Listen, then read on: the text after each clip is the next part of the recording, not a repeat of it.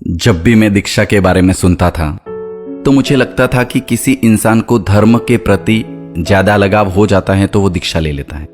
And it's overall okay कि किसी इंसान को धर्म के प्रति ज्यादा मोह होता है और किसी इंसान को संसार के प्रति। पर जैसे जैसे मैं इसकी डेप्थ को, इसकी गहराई को समझता गया तो समझ में आया कि जो भी इंसान दीक्षा ले रहा है और जिन्होंने दीक्षा ले ली है उसको छोड़ के दुनिया का हर इंसान अंधा है। And trust me that it's true, क्योंकि सिर्फ संसार को छोड़ने वाला इंसान ही वो सब देख पा रहा है जो हम नहीं देख पा रहे हैं। हम ये सोचते हैं कि शरीर की सुंदरता कैसे बढ़ाई जाए और वो ये सोचते हैं आत्मा की सुंदरता कैसे बढ़े। हम शरीर साफ करके ये समझते हैं कि हम साफ सुथरे हैं, अच्छे कपड़े पहन के हम सोचते हैं कि हम बहुत स्टैंडर्ड हैं, और वो शरीर और कपड़ों के बारे में तो सोचते ही नहीं है, क्योंकि उन्हें ये ज्ञान हो गया है कि जो यहीं छोड़ के जाना है उससे उन्हें कोई मतलब नहीं है। इसलिए वो सिर्फ आत्मा को साफ करते हैं। हमसे कई गुना ज्यादा दूरदर्शी होते हैं वे। हम तो अभी तक ये बातें करते रहते कि छोड़ो ना यार, अगला जन्म किसने देखा है, वो होता भी है या नहीं, अभी तक इसमें उलझे हुए हैं। और ये तो अपने आने वाले कई जन्मों की तैयारी भी कर लेते हैं। अगर बहुत कुछ कमाने के बाद भी या लाइफ में बहुत कुछ पाने के बाद भी स्ट्रेस कम नहीं है, सुकून और शांति के लिए अलग अलग जगह हॉलीडेज जाते हैं, मेडिटेशन, योगा या स्ट्रेस कम करने के लिए अलग अलग प्रोसेस करते हैं, मतलब हमारी चाहत का सब कुछ होने के बाद भी अगर सुकून और शांति नहीं है तो फिर दीक्षा तो सबसे बड़ा अचीवमेंट है, क्योंकि इसके बाद तो आपके दिमाग में कोई स्ट्रेस ही नहीं है। आपकी लाइफ में सिर्फ परमात्मा का नाम, सुकून और शांति है। आप पूरी लाइफ के प्रोसेस को देखिए, हम सच में शांति और सुकून से कोसों दूर हैं और इनके पास सिर्फ और सिर्फ शांति और सुकून है। हमें सब पता होने के बाद भी हम दीक्षा नहीं ले पाते, क्योंकि हर इंसान का माइंडसेट इतना ज्यादा स्ट्रांग नहीं होता, या इंसान संसार की उलझनों में इतना उलझ जाता है कि इस कारण हर कोई दीक्षा नहीं ले पाता। कहते हैं दीक्षार्थी इतने क्यों सजते संवरते हैं, जबकि वो तो इस संसार को छोड़ के जा रहे हैं। इतना बड़ा विदाई समारोह भी क्यों, इतना दिखावा क्यों? जेन्युइनली किसी भी दीक्षार्थी की कोई सजने संवरने की इच्छा नहीं होती है, ना ही कोई विदाई समारोह या कोई फंक्शन की इच्छा होती है। वो तो माता पिता परिवार की पूरी इच्छा होती है कि एकदम सज धज के सब कुछ संपन्न हो, इसलिए ये सब होता है। वरना दीक्षार्थी को तो अपनी खुशी सिर्फ और सिर्फ रजोहरण में दिखती है, परमात्मा में दिखती है। आपको पता है जब दीक्षार्थी की विदाई होती है तो माता पिता और हम सबकी आंखों में आंसू आते हैं, पर दीक्षार्थी के चेहरे पे तो अलग ही मुस्कान होती है। ऐसा क्यों? क्योंकि दो प्रकार के राग होते हैं, एक व्यक्ति राग और दूसरा गुणों का राग। हम व्यक्ति राग में होते हैं, इसलिए बेटी, बहन, माँ, दोस्त, ये सबका मोह हमें रुलाता है। पर दीक्षार्थी को तो परमात्मा के गुणों से राग होता है। उसे इस संसार से अब कोई लेना देना नहीं है। वो तो परमात्मा के प्रेम में अपनी आत्मा को अर्पण कर चुकी है। मैं एक एक शब्द बहुत दिल से कह रहा हूं और सच में बहुत सारी बातें सोचने लायक है हमारे लिए। इनका विजन और इनकी सोच हमसे कई गुना ज्यादा आगे हैं। जिसकी विदाई समारोह में और जिसकी दीक्षा में आने के लिए आप कई नई साड़ियां, नई शेरवानी और नए कपड़े खरीद के आते हैं, वो इंसान अपनी विदाई में सब कुछ छोड़ने के लिए आता है। आप इस फंक्शन में आए हो और कोई आपको बोल दे, अरे ये साड़ी तो तूने लास्ट टाइम वो फंक्शन में भी पहनी थी, तो आपको अंदर से भारी इंसल्ट महसूस होती है, राइट? और ये तो सब कुछ छोड़ के रिपीट वो कपड़े पहन रहे हैं जो पिछले हजारों साल से चले आ रहे हैं। ना कोई कलर चॉइस, ना ही कोई स्टाइल चॉइस। भले ही आप ज़ारा, H&M, लिवाइस या कोई और ब्रांड पहन रहे हो, पर जेन्युइनली वैल्यू तो इन सफेद कपड़ों की ही ज्यादा है। एक्चुअली हम इन सफेद कपड़ों की वैल्यू वास्तव में नहीं समझ पा रहे हैं और शायद सही तरीके से दुनिया को नहीं समझा पा रहे हैं, क्योंकि दुनिया की हर प्रॉब्लम्स जिसको कम करने के लिए दुनिया का हर बड़ा इंसान अपील करता है, उसका पालन हमारे साधु साध्वी हजारों वर्षों से आज भी करते आ रहे हैं। Save water, non violence, animal cruelty, hunger, plastic free life, no radiations, save electricity, air pollution, voice pollution, water pollution, chemical free clothes, मिट्टी के बर्तन, which is good as health wise as well as job for local people. I mean इस प्रकार की कोई गतिविधि नहीं करते जिससे कि देश, दुनिया, किसी इंसान या किसी भी प्रकार के जीव को नुकसान पहुंचे। एंड जेन्युइनली हम ये बात अच्छे तरीके से दुनिया के सामने नहीं रख पा रहे हैं, वरना इस हर चीज के रोल मॉडल जैन साधु साध्वी होते। सिर्फ यही नहीं, पूरी दुनिया में ह्यूमैनिटी और काइंडनेस स्प्रेड करके लाखों लोगों के जीवन को भी साधु साध्वी भगवान सही दिशा देते हैं। लोग कहते हैं कि संसार में रह के भी ये सब किया जा सकता है, पर वास्तव में प्रैक्टिकल ये पॉसिबल ही नहीं है। संसार में रह के हम सब कषायों से मुक्त नहीं रह सकते।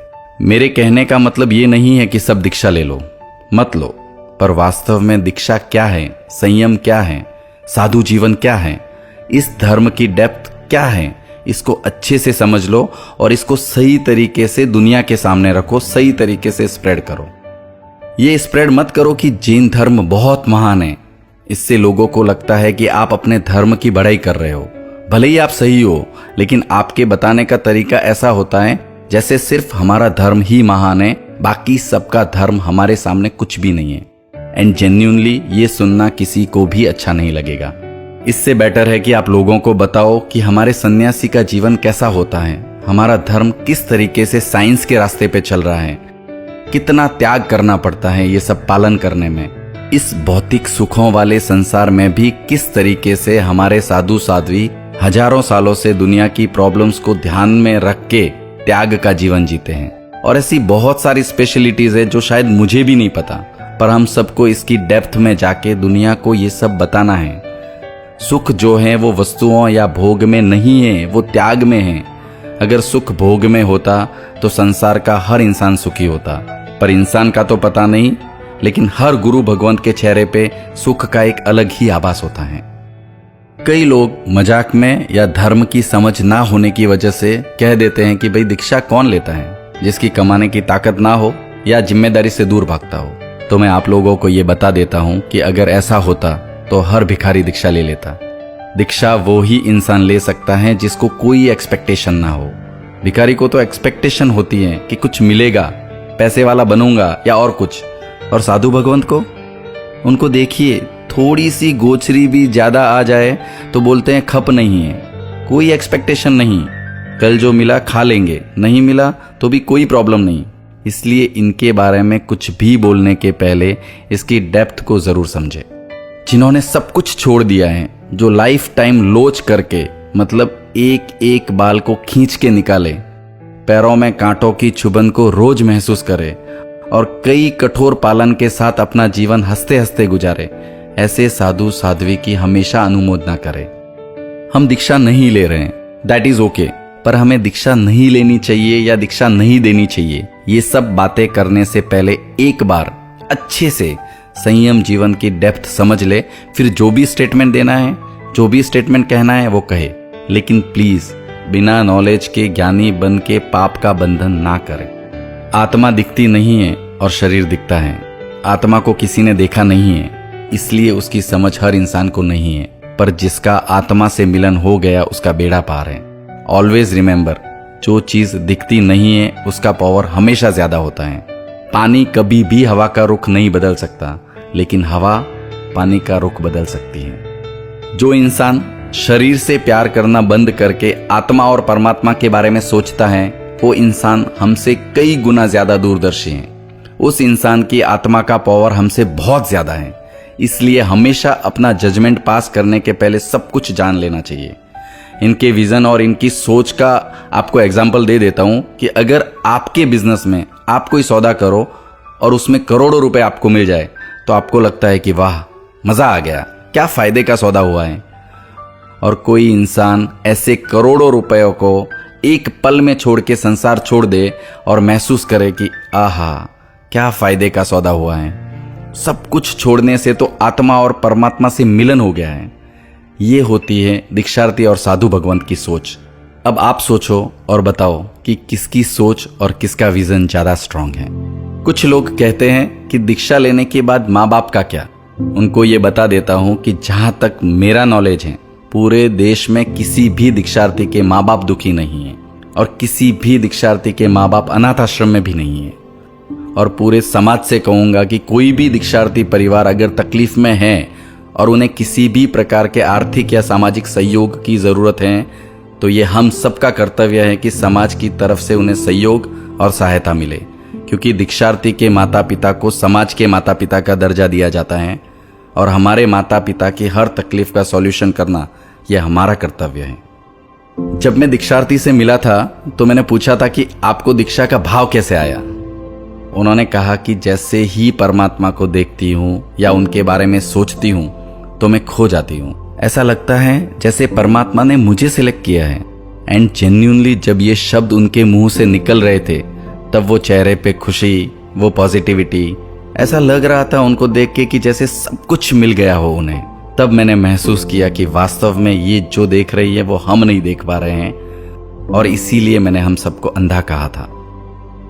जब आप वो पल देखोगे ना कि दीक्षार्थी माता पिता और परिवार का वधामना करती हैं, वो एक एक चावल का दाना जब दीक्षार्थी के हाथ से निकल के माता पिता को स्पर्श करता है ना, आप महसूस करना ऐसा लगेगा कि मानो देवी देवता खुद आपका बहुमान कर रहे हैं। एहसास होगा आपको कि आप किसी महान इंसान के परिवार का हिस्सा हो। उस पल माता पिता को आभास होता है कि वो कितनी महान आत्मा के माता पिता हैं। दीक्षार्थी बहन, मैं आपका तहे दिल से सम्मान करता हूँ और वंदन करता हूँ आपको। और हाँ, इनके माता पिता, भाई बहन, दोस्त और परिवार वालों से कहता हूँ कि आप बहुत नसीब वाले हो कि एक पुण्यात्मा के नज़दीक आपने लाइफ के बहुत सारे पल गुजारे हैं। आप सबसे मैं एकदम दिल से कहता हूँ कि कल से तो आपकी बेटी, बहन, दोस्त आपकी नहीं रहेगी। आज जी भर के गले लगा लेना, आज जी भर के प्यार कर लेना, क्योंकि ये पल वापस नहीं आएगा। कल से ये हम सबको छोड़ के संयम पथ पर विदा हो जाएगी। अब तक आपकी बेटी आपके घर की रोशनी थी, कल से तो ये जैन कुल की रोशनी बन जाएगी। दर्द होगा आपको कि आपकी बेटी, आपकी बहन, आपकी दोस्त अब आपकी नहीं है, पर हमेशा अभिमान रहेगा कि इसने उस मार्ग को अपनाया है जिस मार्ग को सिर्फ महापुरुष और महाज्ञानी लोग ही अपना सकते हैं। परम पूज्य गुरु भगवंत और साध्वी जी महाराज साहेब, जिनकी निश्रा में ये दीक्षा हो रही है, उनको सच्चे दिल से प्रणाम करता हूँ कि जिनकी वाणी में, जिनके विचारों में, जिनके त्याग में इतनी ताकत है कि जिनके प्रभाव मात्र से ही बहन ने संयम पथ पर जाने का निर्णय लिया है। गुरुदेव, मेरी तरफ से और यहाँ बैठे सभी लोगों की तरफ से आपको कोटि कोटि वंदन। और दीक्षार्थी बहन, तहे दिल से आपकी अनुमोदना। कहने को तो बहुत कुछ है, पर शब्दों की कोई सीमा नहीं होती, इसलिए मैं अपने शब्दों को विराम देता हूँ। मेरे इन शब्दों में अगर मैंने जिन आज्ञा विरुद्ध कुछ भी कहा हो या ऐसा कोई भी शब्द कहा हो जिससे किसी को भी तकलीफ पहुंची हो, तो